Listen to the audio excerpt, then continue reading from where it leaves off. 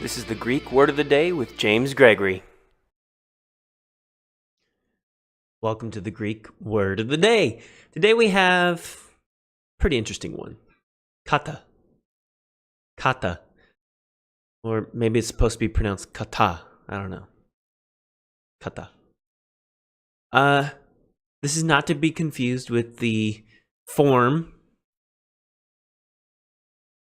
of martial arts. This is Greek. It's a preposition. Okay, it can happen in the genitive. It can happen in the accusative. Now, when it's genitive, it means down from. It means against. When it's accusative, it means according to, throughout, during. Okay? So let's take a look at BDAG. There's a lot going on here. It happens with the genitive 74 times in the New Testament. It happens 391 times in the accusative. Okay, so it's primarily accusative, but it does also occur in the genitive. Now, with the genitive, it's a marker of extension or orientation in space or some sort of specific area of location that is relatively lower, down from something. Of position relatively deep into something. An extension in various directions within an area throughout. Okay? It could also be down upon, toward, against someone or something. This is the figurative extension of number one. So with verbs of swearing, to denote that one swears by, they use kata, and in this case it would be translated by. In a hostile sense, it would be translated against. Now, after verbs that express hostile action, like dichasin, eperesthe, ischin, kakun, stratevesthe, thesiusthe. I have no idea what these words are. I never learned them. But Matthew 10:35, 2 Corinthians 10:5, Acts 19:16, Acts 14:2, 1 Peter 2:11, and 1 Corinthians 4:6. So there's plenty of examples there to look up if you want to. They can occur after words and expressions that designate hostile speech, especially an accusation. It can happen after expressions that designate such a position or state of mind in a different way. Be against someone. Now that's all the genitive, but remember, this word is primarily accusative. So in the accusative, it's a marker of spatial aspect, of extension in space, along, over, through, in, upon, of extension toward, translated toward, to, up to. It could be of isolation or separateness by, of places viewed serially, distributive.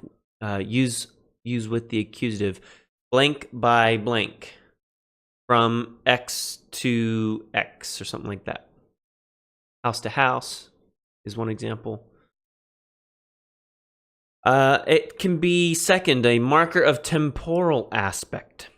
Okay? So, in definite indications of time, be translated at, on, or during. With indefinite indications of time, it would be toward, about. For example, it's about midnight. Distributively, it would be blank period by blank period. Third, it could be a marker of division of a greater whole into individual parts. Translated at a time, in detail, something like that. It's a distributive use apart from indications of place and time. We've already seen distributive use of place in the first gloss and of time in the second. So this marks a third category. Now this can happen with numerals, like kata dio, 2 or 3. Kata dio ito pliston tris, 2 or at the most 3 at a time.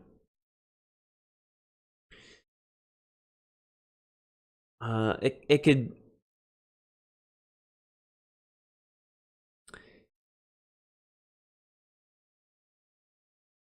Oh, we already talked about that.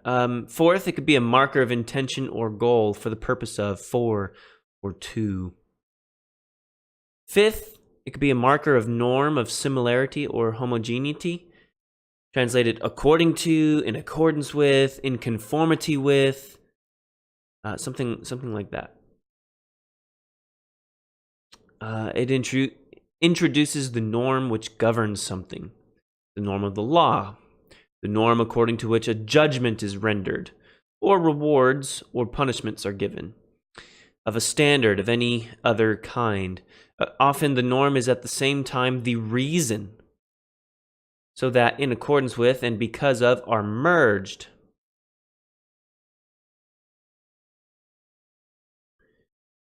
When that happens, you might, depending on what words are present, you might say because of, as a result of, on the basis of, something like that. You might say insofar as, just so far, something like that.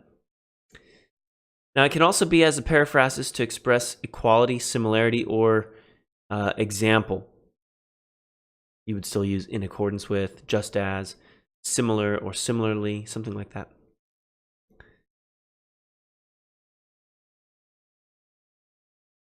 A sixth gloss, it can denote relationship to something, translated with respect to or in relation to.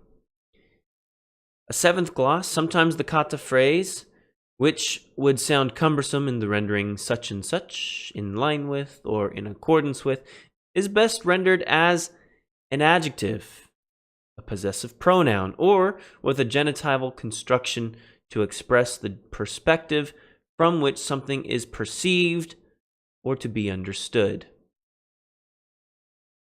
So, kata can be a bit funky sometimes, even though it's accusative. You might translate it as a possessive pronoun. You might treat it as an adjective. In terms of the whole phrase, sometimes you might treat it like a genitive with a noun. So just be aware, you might have to get a little creative in your translation. For example, Hebrews 11:7, I kata pistin dikaiosini. Literally, that would be something like the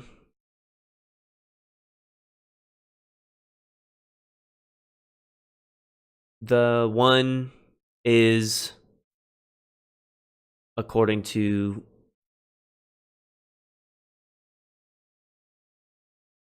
faith, righteousness. Makes no sense.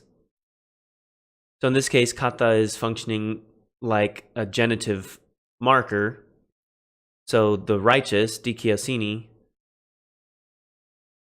the righteousness of faith. The kata's functioning as a genitive of, as opposed to everything else that we've seen. So it can be a little funky.